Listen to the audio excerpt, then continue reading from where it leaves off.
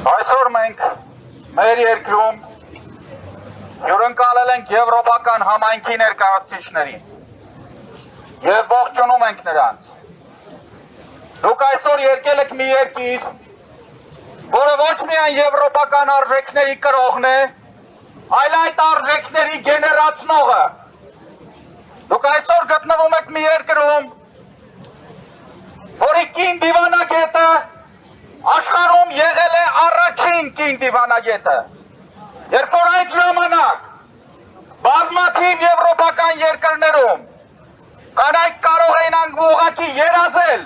քաղաքականությամբ զբաղվելու։ Դուք եկել եք Հայաստան, որի ժողովուրդը կրողն է հազարամյակների քաղաքակրթության, սակայն քաղաքակրթության, որը բարբարոսաբար ոչնչացվել տարերի ընթացքում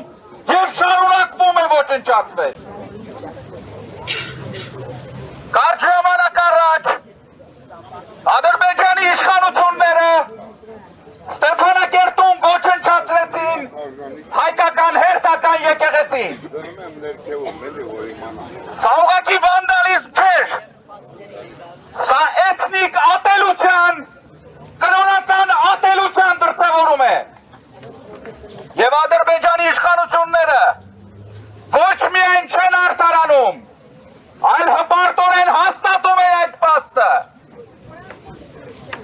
Այստեղ խոսվեց եւ Հայաստանում շատ է խոսվում, թե ինչ է տեղի ունեցել Արցախում, ինչպես այն ձևակերպել։ Արցախում տեղի է ունեցել ցեղասպանություն, ցեղասպանությունների կանխարգելման ՄԱԿ-ի կոնվենցիան հստակ է ձևակերպում, եթե որևիցե պետություն ստեղծում է վտանգ էթնիկ խմբի կյանքի առողջության համար եւ տվյալ խումբը ստիպված լքում է իր բնակավայրերը, դա հանդիսանում է ցեղասպանություն, հանցագործություն մարդկության եւ մարդկայնության դեմ։ Եվ դուք այսօր հանդիպում եք մարդկանց հետ, ովքեր մասնակցել են այդ ցեղասպանությանը։ Երբ որ Արցախում տեղի էր ունենում ցեղասպանություն, Հայաստանի վարչապետ Նիկոլ Փաշինյանը խաբում էր միջազգային հանրությանը, թե արցախահայության կյանքին վտանգ չի սպառնում։ Նույն պահին մի ամբողջ ժողովուրդ ենթարկվում էր ցեղասպանության։ Հայաստանի իշխանությունները որևիցե աղերս չունեն հայ ժողովրդի հետ։ Եվ այսօր այստեղ գտնված կազմակերպությունները հիշեցնում են ամբողջ աշխարհին, հիշեցնում են եվրոպական համայնքին, որ մենք չենք հրաժարվի Արցախից։ Երբեք։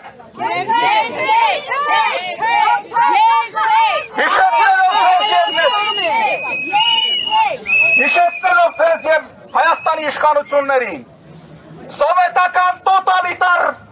ռեժիմը տասնամյակներ շարունակ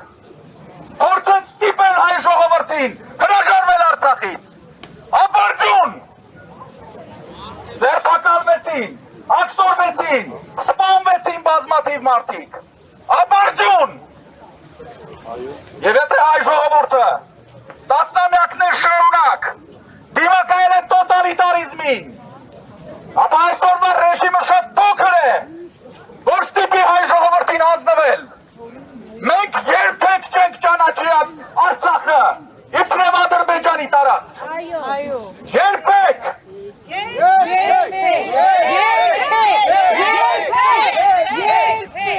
Այսօր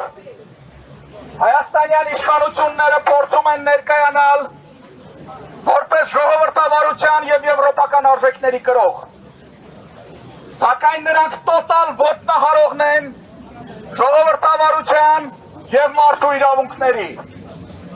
Օրեր առաջ Եվրոպայի խորհուրդը ընդունեց Հայաստանին վերաբերվող մի բանաձև, որտեղ նշեց, որ արցախահայությունը իրավունք ունի անվտանգ եւ արժանապատիվ վերադառնալ Արցախ։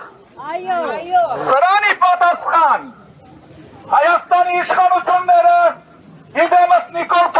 Հայաստանի հորդորում են սեփական երկրի քաղաքացիներին հրաժարվել այդ իրավունքից։ Ոչ, երբեք։ Հայաստանի իշխանությունները հասել են նրան, որ կարող են հրապարակային սեփական քաղաքացիներին իրավունքից հրաժարվելու կոչ անել։ Այն պարագայում, որ Հայաստանի Հանրապետությունը սահմանափակված է մարդու իրավունքներով։ Մարդու իրավունքների ոտնահարումը Հայաստանում ամենուր է։ Հայաստանում ձերբակալում են մարդկանց հարցազրույցներ տալու համար։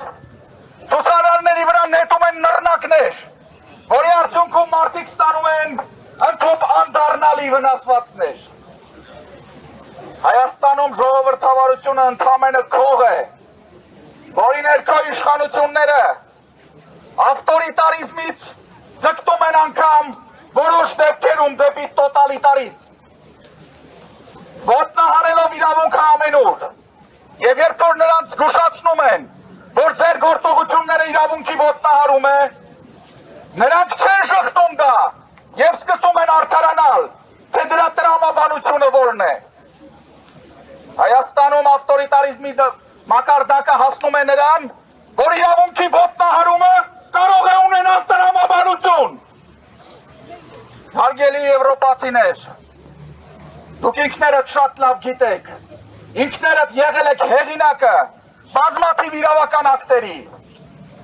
որ պետությունը չի կարող գտնել որևիցե տրամաբանություն, որը կոտնահարի իրավունքը։ Դա բնորոշ է միայն ավտորիտար եւ տոտալիտար երկրներին, որտեղ իրավունքը որոշում են առաջնորդները, այլ ոչ թե սահմանափակվում են իրավունքով։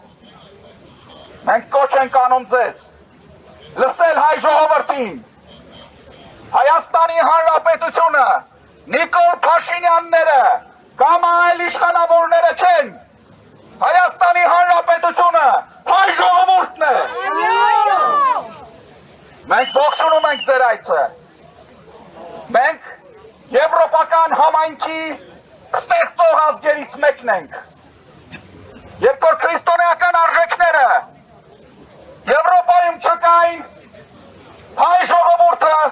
եւ Հայաստանը որպես պետություն հանդիսանում էր քրիստոնյա։ Եվ այսօր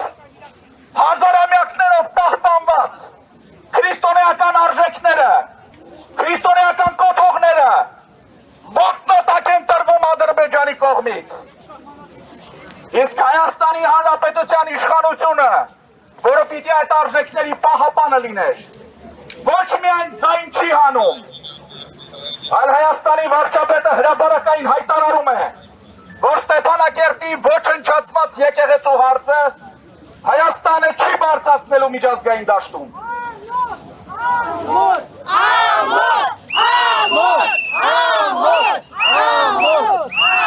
Բայց բարձրացնում ենք մենք, որովհետև քրիստոնեական արժեքների, որովհետև ժողովրդավարական եւ եվրոպական արժեքների կրողը իշխանությունը չէ, մենք ենք, հայ ժողովուրդը։ Հուսով ենք, որ մեր ձայնը կհասնի ձեզ, հուսով ենք, որ կհասկանաք, թե մարդիկ, ովքեր որ փորձում են ներկայանալ որպես եվրոպամետ, իրականում Հայաստանը տանում են դեպի վանդալիստական եւ բարբարոսական թուրք-ադրբեջանական տանդեմը, արդարացնելով նրանց բոլոր հանցագործությունները։ Այն թուրքական աշխարհին են աջակցում, որը նաեւ ձեր դեմ է դուրս գալիս։ Այն թուրքական աշխարհի պատնեշն է Հայաստանը եւ հայ ժողովուրդը, որը ձեզ է պաշտպանում թուրքական աշխարհից։ Եվ հայ զինվորը իրարյամբ իր ծնողի մաքարումներով նաև Եվրոպան է պաշտպանում։ Եթե ընկավ Հայաստանի պատնեշը, դուք խիստ խնդիրների առաջ եք կանգնելու։ Ուրեմն դուք պիտի կանգնեք Հայաստանի, այն է հայ ժողովրդի կողքին, պաշտպանելու վերջին պատնեշը, որը ձեզ բերելու է անվտանգություն։